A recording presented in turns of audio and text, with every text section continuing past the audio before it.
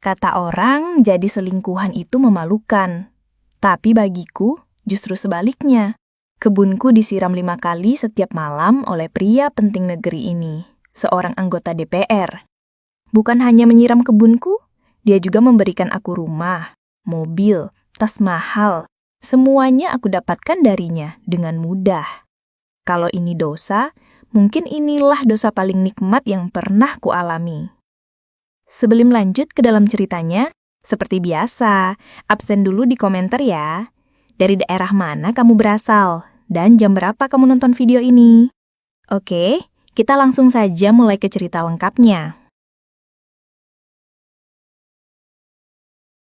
Maya adalah seorang wanita berusia 35 tahun.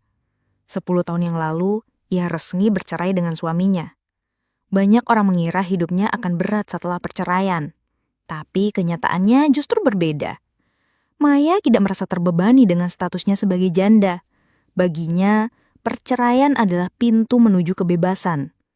Ia bisa hidup tanpa ikatan, tanpa aturan, dan tanpa ada yang mengatur setiap langkahnya. Wajah Maya cantik, tubuhnya terawat, dan penampilannya selalu menawan. Ia sadar betul bahwa kecantikan adalah modal terbesar yang ia miliki. Sementara sebagian janda lain berusaha menutupi kesedihan atau fokus membesarkan anak, Maya memilih jalan berbeda. Ia menjadikan statusnya sebagai alat untuk mendekati pria-pria mapan yang mudah tergoda oleh pesonanya. Maya bukanlah wanita lemah. Ia cerdas, licik, dan penuh perhitungan. Ia tahu betul bagaimana cara membuat seorang pria merasa spesial hingga akhirnya jatuh dalam perangkapnya.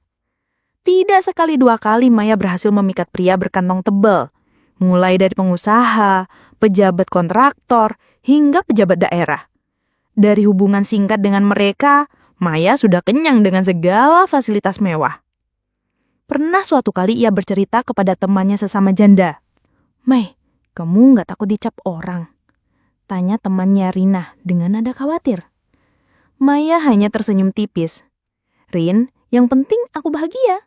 Orang boleh ngomong apa saja, tapi yang kasih aku rumah besar, perhiasan, mobil, itu bukan mereka. Aku nggak mau susah lagi dalam hidup." Dari para pria yang pernah dekat dengannya, Maya sudah memiliki rumah megah di pinggiran kota, koleksi perhiasan emas dan berlian, serta mobil keluaran terbaru. Semua itu ia dapat bukan dari kerja keras, melainkan dari kepiawaiannya memanfaatkan kelemahan pria. Maya tahu di balik topeng kehormatan para pejabat dan pengusaha itu, ada nafsu yang bisa ia kendalikan. Bagi Maya, cinta bukanlah sesuatu yang suci atau penuh pengorbanan. Cinta baginya hanyalah alat. Ia tak pernah benar-benar jatuh hati pada siapapun. Yang ia kejar hanyalah kenyamanan hidup. Ia sering berkata pada dirinya sendiri, "Kalau aku bisa mendapatkan hidup enak tanpa harus bersusah payah, kenapa tidak?" Malam itu ketika ia sedang duduk di ruang tamu rumah besarnya, Maya menatap koleksi tas branded yang berjajar di lemari kaca. Ia tersenyum puas. Semua itu adalah bukti keberhasilannya. Telepon genggamnya berbunyi. Sebuah pesan masuk dari seorang pejabat yang masih berstatus suami orang. "Aku rindu kamu, Mei. Besok malam kita makan malam ya." Maya mengetik balasan singkat. "Tentu saja, aku tunggu kamu. Jangan telat." Di kepalanya Maya sudah bisa membayangkan hadiah apa yang akan ia terima setelah pertemuan itu. Ia tahu, setiap kali bertemu, pria itu selalu memberi sesuatu yang mahal. Entah perhiasan, entah uang belanja, atau bahkan tiket liburan. Namun, jauh di dalam hati, Maya juga paham, semua ini tidak akan berlangsung selamanya. Pria datang dan pergi. Ada yang bosan, ada yang takut ketahuan istrinya, ada juga yang akhirnya menjauh karena tidak sanggup memenuhi permintaan Maya. Tapi Maya tidak pernah khawatir. Ia yakin akan selalu pria lain yang bisa ia manfaatkan. Maya menghela nafas lalu bergumam pelan. "Hidup ini terlalu singkat untuk dijalani dengan susah payah. Aku akan selalu punya cara untuk tetap hidup mewah." Narasi ini menegaskan satu hal. Maya berbeda dari kebanyakan wanita lain. Ia tidak mencari cinta sejati, tidak pula mencari kesetiaan. Yang ia kejar hanyalah kenyamanan hidup. Ia sering berkata pada dirinya sendiri, Kalau aku bisa mendapatkan hidup enak tanpa harus bersusah payah, kenapa tidak? Setelah bertahun-tahun mengenal banyak pria yang datang dan pergi, kini Maya hanya punya satu orang yang benar-benar ia pertahankan. Namanya Arman, seorang pengusaha sukses yang juga menjabat sebagai anggota DPR. Arman sudah berkeluarga, memiliki istri yang terhormat di kalangan sosialita. Namun bagi Maya, status itu bukan halangan. Justru disitulah tantangan dan kesempatan besar terbuka. Hubungan Maya dan Arman berbeda dari sebelumnya. Jika dulu Maya sering berganti pasangan, kali ini ia merasa lebih stabil. Arman memiliki segalanya, harta berlimpah, jabatan, dan keberanian untuk memanjakan Maya. Dari pertama kali mereka dekat, Arman tidak pernah ragu mengeluarkan uang besar demi kebahagiaan Maya. Suatu malam, di sebuah restoran mewah, Arman menggenggam tangan Maya di atas meja. "Kamu tahu, Mai, aku merasa hidupku lebih berwarna sejak ada kamu," ucapnya dengan nada lembut. Maya tersenyum, pura-pura terharu, padahal di dalam hatinya ia tahu persis apa yang ia cari. "Aku juga merasa begitu, Mas. Kamu berbeda dari yang lain. Kamu membuat aku merasa dihargai," jawab Maya dengan suara manis. Percakapan sederhana itu membuat Arman semakin yakin bahwa Maya adalah sosok istimewa baginya. Padahal, Maya hanya memainkan peran yang sudah lama ia kuasai, membuat pria merasa penting. Hari-hari Maya pun berubah semakin glamor. Setiap minggu, ia bisa membawa pulang tas branded baru, perhiasan mahal, hingga kunci mobil keluaran terbaru. Jika bosan di kota, Arman mengajaknya ke villa pribadi untuk berlibur. Bila Maya ingin liburan ke luar negeri, Arman tak segan menyiapkan tiket bisnis dan hotel berbintang. Bagi Maya, perhatian Arman lebih dari cukup. Ia bukan hanya mendapatkan materi, tapi juga perhatian yang membuatnya merasa seakan dirinya benar-benar berharga. Meskipun ia sadar dirinya hanyalah selingkuhan, Maya tetap merasa berada di atas angin. Di sebuah sore, saat mereka duduk di teras villa menghadap kolam renang, Maya bertanya pelan, "Mas, kamu gak takut kalau hubungan kita ini ketahuan?" Arman menatapnya serius. "Aku tahu resikonya, Mai, tapi aku juga tahu apa yang aku rasakan. Kamu sudah jadi bagian penting dalam hidupku. Aku ingin kamu ada terus." Maya tersenyum. Meski dalam hatinya, ia hanya memikirkan satu hal. Selama Arman terus memanjakannya, ia akan bertahan. Ia tahu Arman adalah ikan besar yang berhasil ia tangkap. Pria ini bisa menjamin hidupnya untuk waktu lama tanpa harus bekerja. Malam itu, saat Maya menatap deretan hadiah dari Arman, ia merasa puas. Ia seolah menjadi ratu yang dimanjakan. Semua yang dulu hanya bisa ia lihat di televisi atau majalah, kini nyata di depan mata. Namun, Maya juga paham, tidak ada yang abadi. Ia tahu sekuat apapun Arman menutupi hubungan mereka, selalu ada celah yang bisa terbuka. Tapi rasa takut itu ia simpan rapat-rapat. Baginya yang terpenting adalah menikmati setiap detik dari kenyamanan yang sudah ada di tangannya sekarang. Narasi penekanan, di balik senyum lembut Maya, tersembunyi kepuasan besar. Ia merasa berhasil. Ia bukan lagi sekadar wanita yang ditinggalkan suami, melainkan wanita yang bisa mengendalikan pria berkuasa demi mendapatkan segalanya. Arman tahu betul bagaimana cara membuat Maya selalu merasa istimewa.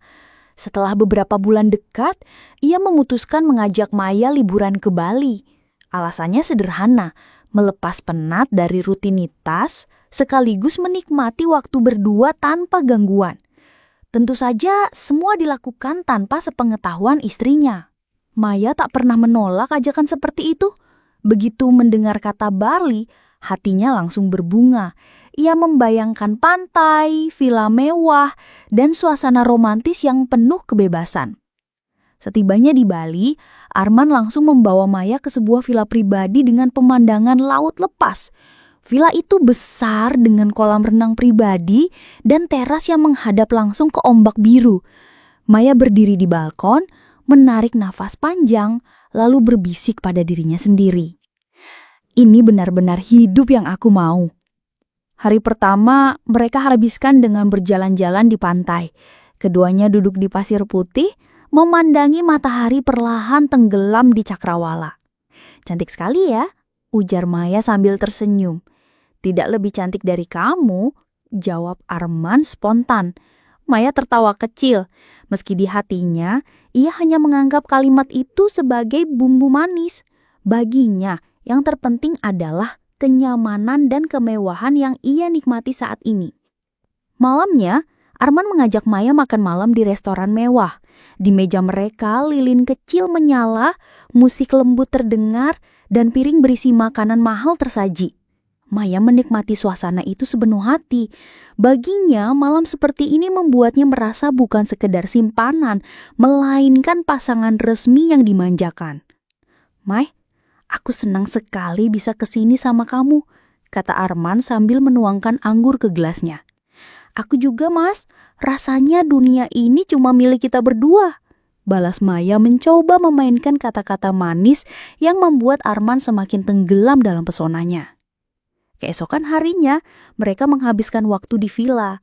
Maya dan Arman berenang di kolam pribadi. Sesekali mereka bercanda, saling menyiram air dan tertawa lepas. Setelah berenang, mereka duduk santai di kursi panjang dengan segelas minuman segar di tangan. "Kalau aku bisa, aku ingin waktu berhenti di sini," kata Arman sambil menatap Maya. "Serius?" Maya menatap balik, lalu berkata pelan, "Aku bahagia, Mas. Kamu membuat aku merasa sangat berharga." Bagi Arman, itu sudah cukup untuk membuatnya semakin yakin bahwa Maya adalah wanita yang harus ia jaga. Bagi Maya, itu hanyalah strategi untuk memastikan Arman semakin terikat. Malam terakhir, mereka memilih tinggal di villa. Arman menyalakan televisi dan memutar film Jepang, sementara Maya duduk santai bersandar di bahunya. Tidak ada yang istimewa dari film itu, tapi suasananya terasa hangat. Maya tersenyum dalam hati. Ia berhasil membuat Arman melupakan dunia luar dan hanya fokus padanya. Selama 2 hari 3 malam, mereka hidup seakan dunia ini hanya milik mereka. Tidak ada istri, tidak ada anak, tidak ada urusan politik, tidak ada gosip. Yang ada hanya Maya dan Arman menikmati kemewahan yang mereka ciptakan bersama. Bagi Maya, ini adalah puncak dari semua yang ia kejar. Ia bukan sekedar wanita yang ditinggalkan suaminya dulu. Kini, ia duduk di kursi empuk villa mewah, ditemani seorang anggota DPR kaya raya yang rela meninggalkan semuanya demi dirinya. Tidak lama setelah liburan mereka di Bali, Arman mendapat jadwal perjalanan dinas ke luar negeri. Bagi seorang anggota DPR, kunjungan semacam itu sudah biasa. Namun kali ini, Arman memutuskan untuk mengajak Maya ikut serta. Tentu saja tanpa sepengetahuan istrinya. Bagi Maya, undangan itu adalah kesempatan emas. Ia merasa benar-benar ditempatkan di posisi khusus. Tidak semua wanita bisa mendapatkan perlakuan seperti ini. Ketika tiket dan paspor sampai di tangannya, Maya tersenyum puas. "Aku bukan sekadar simpanan biasa," pikirnya. Sesampainya di kota besar itu, Arman langsung mengikuti agenda resmi bersama rombongan. Sementara itu, Maya menunggu di hotel berbintang 5. Kamarnya luas, dengan pemandangan kota yang gemerlap. Maya duduk di dekat jendela, menatap gedung-gedung tinggi, lalu bergumam pelan. "Hidupku sekarang benar-benar berbeda. Dulu aku hanya bisa lihat semua ini di televisi." Malam hari setelah acara resmi selesai, Arman kembali ke hotel. Ia mengetuk pintu kamar Maya, membawa senyuman lelah. "Capek sekali rasanya, Mai," katanya sambil melepas jas. Maya mendekat, menuangkan segelas air untuknya. "Tapi aku senang kamu masih sempatkan datang ke sini. Aku sudah menunggu." Arman menatap Maya, lalu berkata, "Kamu penting buat aku. Aku nggak mau kamu merasa sendirian di sini." Keesokan harinya, agenda resmi selesai.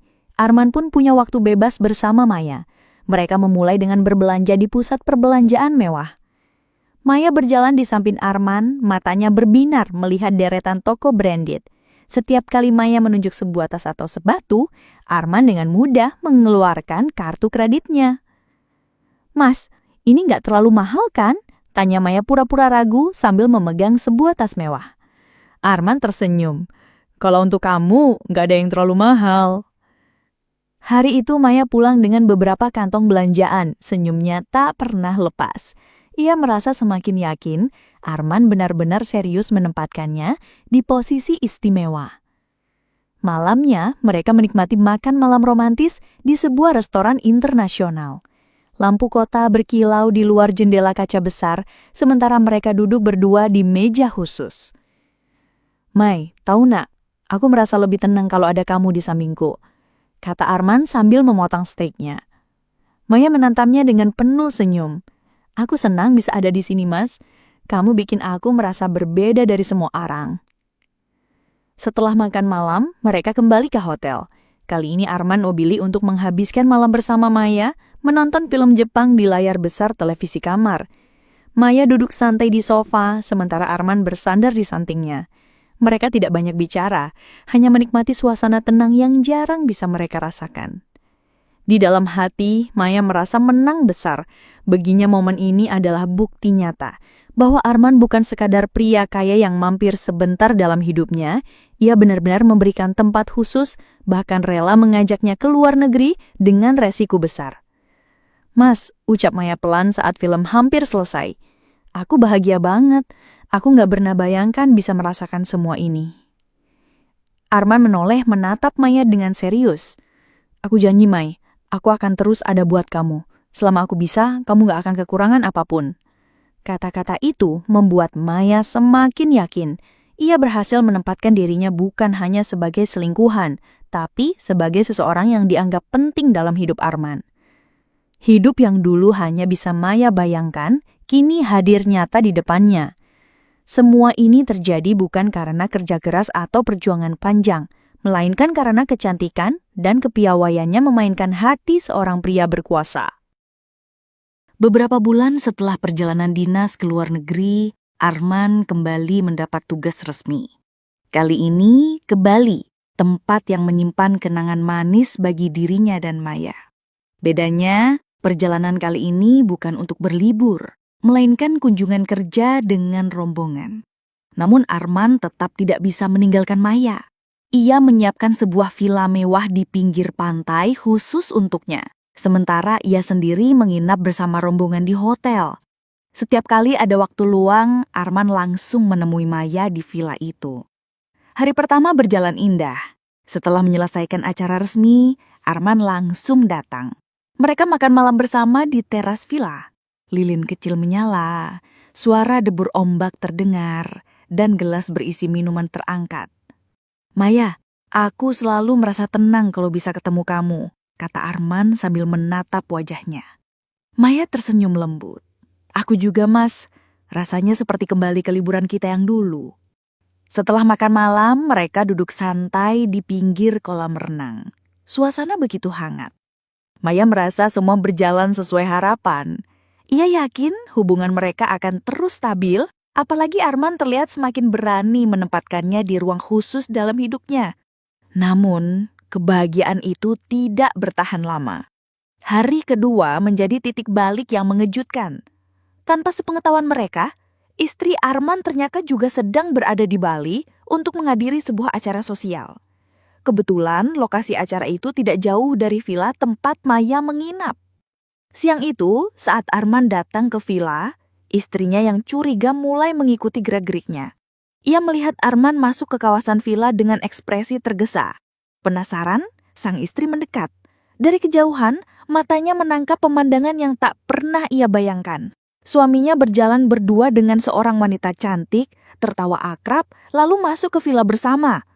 Beberapa menit kemudian, pintu villa terbuka. Maya dan Arman keluar ke teras bercengkrama sambil tertawa kecil. Saat itulah, istri Arman tak bisa lagi menahan diri. Ia melangkah cepat dan berteriak lantang. Arman, jadi ini yang kamu lakukan di balik semua alasan dinas? Suasana mendadak kacau. Arman terkejut, wajahnya pucat. Maya berdiri kaku, tidak percaya apa yang sedang terjadi. Dinda, tunggu dulu, aku bisa jelaskan. Jelaskan apa? Aku lihat dengan mata kepalaku sendiri. Dan kamu, wanita, tidak malu merebut suami orang. Maya tercekak. Ia mencoba membuka mulut tapi tidak ada kata yang keluar. Dalam hatinya, ketakutan mulai merayap. Semua yang selama ini ia nikmati bisa saja hancur seketika. Arman mencoba meraih tangan istrinya. "Dinda, tolong, ini tidak seperti yang kamu pikirkan." Namun sang istri menepis keras. "Cukup Arman, aku sudah muak dengan semua kebohonganmu. Kamu mempermalukan aku di depan banyak orang." Suara tinggi itu membuat beberapa orang sekitar menoleh. Maya merasa wajahnya panas, tubuhnya lemas. Ia ingin lari tapi kakinya seakan menolak bergerak. Dalam hatinya, Maya tahu inilah resiko terbesar yang selalu ia hindari. Rahasia yang selama ini dijaga rapi, akhirnya pecah berantakan di depan mata. Ia memandang Arman, berharap pria itu bisa menenangkan keadaan. Namun Arman sendiri terlihat tak berdaya. Malam itu, suasana villa berubah total. Dari yang semula penuh tawa dan kemesraan, kini berganti dengan teriakan, nangisan, dan ketegangan. Maya hanya bisa diam menatap kehancuran yang mulai terbuka sedikit demi sedikit. Setelah kejadian di Bali, badai besar benar-benar datang. Dinda tidak lagi memberi kesempatan pada Arman untuk menjelaskan. Malam itu juga, ia meninggalkan villa dengan wajah penuh amarah. Sejak saat itu, rumah tangga mereka benar-benar retak. Kepulangan Arman ke Jakarta disambut kabar buruk. Dinda langsung mengajukan gugatan cerai.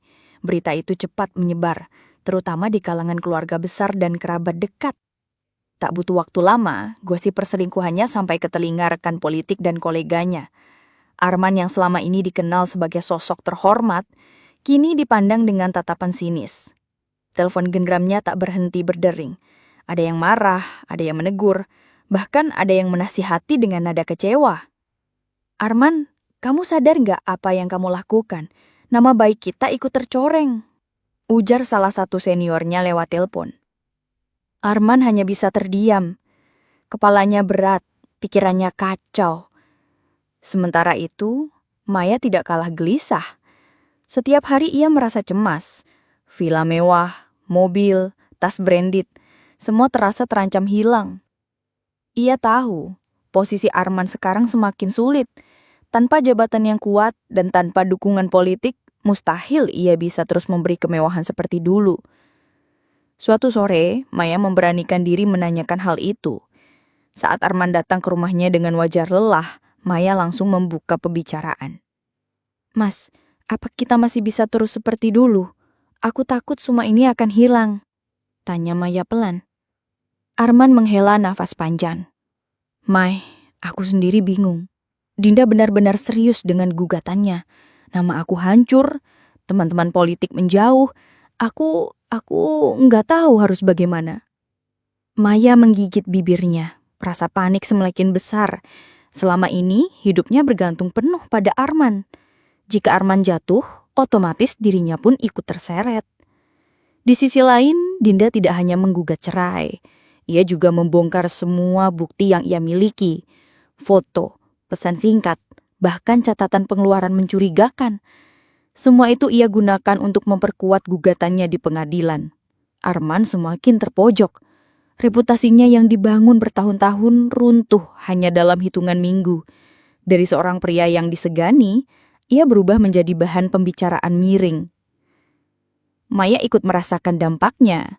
Setiap kali ia keluar rumah, ada saja bisikan yang terdengar. Beberapa teman yang dulu sering menemuinya, kini mulai menjaga jarak. "Dia itu ya, yang bikin rumah tangga orang hancur." Begitu bisikan yang sempat terdengar di sebuah kafe.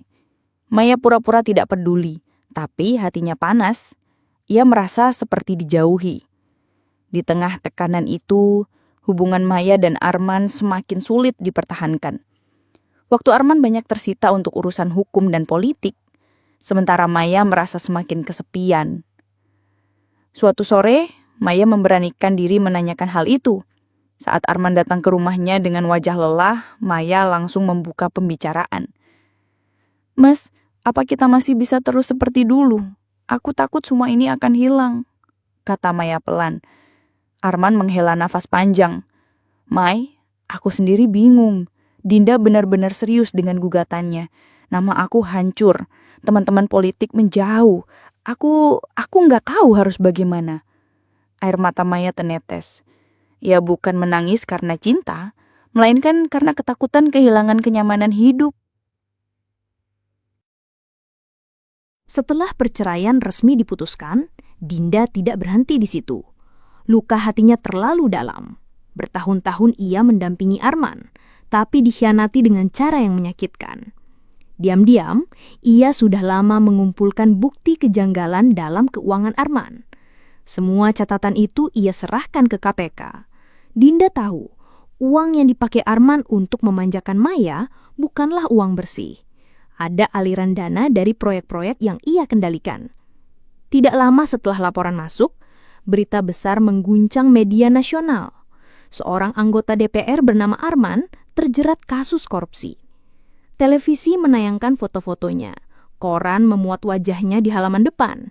Nama Arman yang dulu disegani, kini berubah jadi cibiran. Maya menonton berita itu di ruang tamunya dengan tangan gemetar.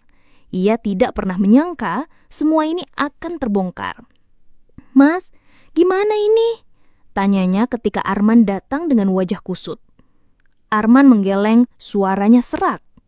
"Aku dipanggil penyidik, Mai. Mereka bilang ada bukti kuat. Semua fasilitas yang aku kasih ke kamu juga ikut diperiksa." Maya terdiam. Wajahnya pucat. Tas branded, perhiasan, mobil mewah, semuanya berasal dari uang yang sekarang dianggap hasil korupsi. Hari-hari berikutnya menjadi mimpi buruk. Maya dipanggil untuk dimintai keterangan. Ia duduk di ruang pemeriksaan dengan rasa takut.